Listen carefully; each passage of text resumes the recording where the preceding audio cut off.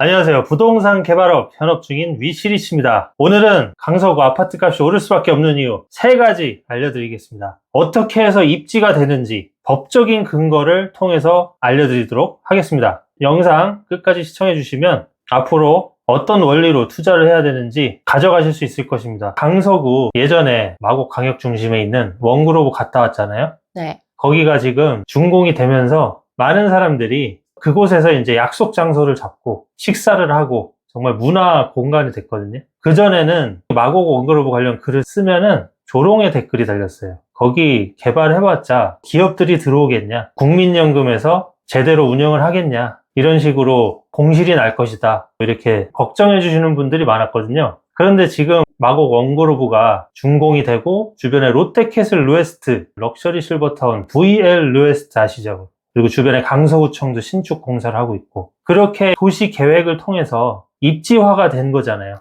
그러면은 그전에는 입지가 좋았나요? 2021년 마곡 원그로브 아무것도 없었을 때 허허 벌판이었을 때였잖아요, 예전에. 그런데 지금 마곡 원그로브 생기고 도시계획에 의해서 그럼 입지화가 된 거네요. 사람 많이 몰리고 완전 다른 곳이 됐잖아요. 그래서 그 주변으로 그랜드 가양 등촌 직접 가서 시세가 오르고 신고가를 찍고 있는 움직임들 알려드렸거든요. 그리고 CJ 가양 부지 지금 현대건설에서 업무 복합시설 신축 들어가고 있잖아요. 29년도에 준공이 되는데 가시화가 되면 시세가 또 달라질 것이다. 점점 입지화가 되는 근거거든요.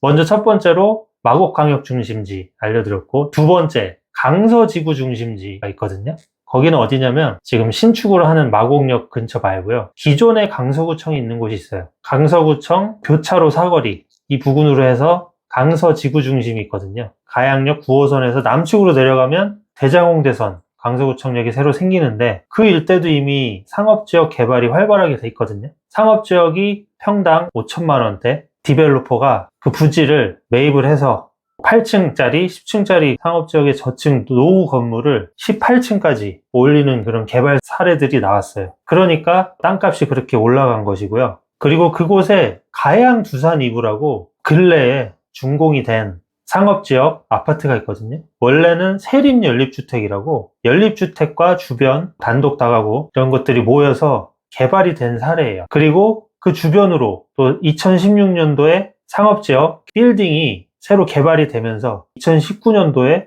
무려 평당 7,500만 원대 점점 땅값이 올라가는 게 보이죠. 이렇게 점점 개발이 활성화가 되고 그곳에 또 대장 홍대선 올해 11월에 착공이 들어가기로 했거든요. 2031년 완공 목표예요. 그리고 북측으로 좀 더 올라가면 가양역이 나온다 그랬죠. 거기는 중공업 지역인데도 역세권 땅값이 2024년 평당 9,600만 원대 건물이 거래가 됐어요. 오래된 건물, 저층 건물이 그렇게 거래가 됐거든요.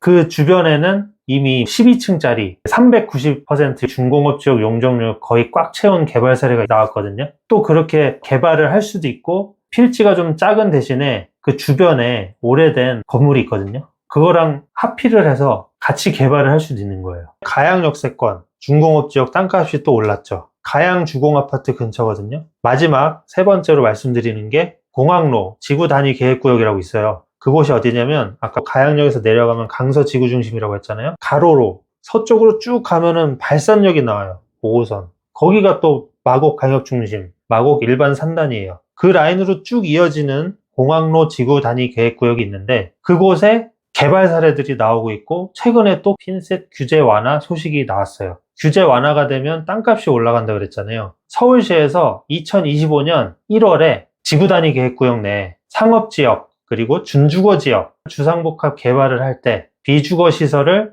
연면적 20%에서 10%만 지어도 되게 해주겠다. 상업지역은. 그리고 준주거지역은 10% 기존에 있었는데 아예 없애버리겠다. 이게 왜 돈 되는 도시계획일까요? 주택을 더 비싸게 분양할 수 있나요? 그렇죠. 상가를 의무적으로 지어야 되는 도시계획이 있었는데 서울시에서 규제 완화 철폐 1호로 해서 아예 대놓고 완화를 해준 거죠. 개발을 활성화시키려고. 지금 627 대책 나오고 또 97 공급 대책 나오고 최근에는 10월 15일 주거 안정화 대책 나왔잖아요. 이렇게 규제 일변도 속에서도 완화 소식을 우리가 캐치를 할 수 있어야 되는 거예요. 이런 게 곧 입지화가 되는 도시계획을 캐치를 하는 거거든요. 그래서 그랜드 가양 등촌 주공 아파트 주변으로 공항로 지구 단위 계획구역이 있는데 거기에 이미 개발 사례들이 나왔어요. 3종 일반 주거지역이 있는데 무려 3종에서 2단계를 상향을 해서 상업지역 종상향을 해주고 그곳에 역세권 청년주택을 인허가를 내줬어요. 발산 역세권에. 그리고 그 옆에 또 3종 일반 주거지역을 비슷한 주상복합 개발을 해줬어요. 이런 것들이 25년에 앞으로는 더 개발을 활성화 시켜주려고 아예 이제는 상가도 적게 지어도 된다. 이렇게 해주는 거거든요. 그럼 앞으로 그쪽 3종 일반 주거지역, 준주거지역 이런 땅들이 종상향이 될 수 있는 가능성이 많겠죠. 왜냐면 기존에 사례가 나왔잖아요. 이렇게 근거가 있잖아요. 대기업이나 디벨로퍼들도 부동산 개발로 먹고 살아야겠죠. 그러면 이런 규제 완화된 곳을 찾아가서 땅을 매입하는 거예요.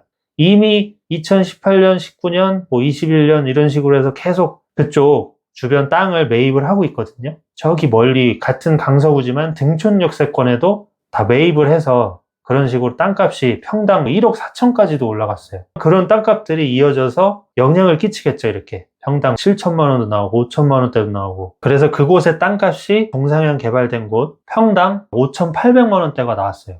그리고 등촌주공 가두리 상가 준주거 지역이 있거든요. 그곳에도 평당 5,900만 원대 2024년에 거래가 됐어요. 그런데 제가 계속 왜 평당 땅값을 말하느냐, 지난번에 말씀드린 것처럼 이 거점의 개발에 의한 땅값이 아파트 시세에 영향을 끼치잖아요. 이게 나중에 분양가랑 연결이 돼요. 공급 면적 땅 평당가. 지금 이쪽 시세가 평당 4,500만 원대, 4,700만 원대 정고점 회복하거나 신고가 찍고 있잖아요. 그랜드 가양 등촌이. 거점 땅값 점점 따라간다는 게 느껴지시나요? 전방위로 지금 가양 등촌 둘러싸면서 땅값이 올라가고 있네요. 가양 등촌 가운데 있으면 서쪽이 마곡광역 중심, 원그로브 쪽. 그리고 동쪽이 등촌역이랑 강서지구 중심, 강서구청역, 가양역 딱 있고. 그리고 그 아래쪽으로 쫙 지구 단위 계획구역이 길게 광활하게 연계가 되면서 공항로가 있거든요. 거기 3종하고 준주거지역 땅값이 또 올라가고 있다.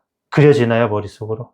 약간 판교가 생각나네요. 그렇게 해서 전방위로 탁탁탁 땅값이 올라가면 나중에 어떤 현상이 나오냐? 그랜드 가양 등촌 내년에 개발 계획이 나올 수 있잖아요. 그때 지구 단위 계획구역 용역 들어갔다고 말씀드렸죠. 재정비 계획 수립한다고. 노후 계획 도시. 그러면 지금 추진만 하는 중인데도 아파트 값이 올라가고 있잖아요. 그런데 이제 내년에 그런 계획이 딱 발표가 되고, 그리고 땅값은 올라가면 재건축이 진행될 때마다 단계별로 아파트 시세가 올라가고요. 그런 식으로 점점 이 광활한 그랜드 가양 등촌이 단지별로 개발을 하면서 분양가가 올라가겠죠.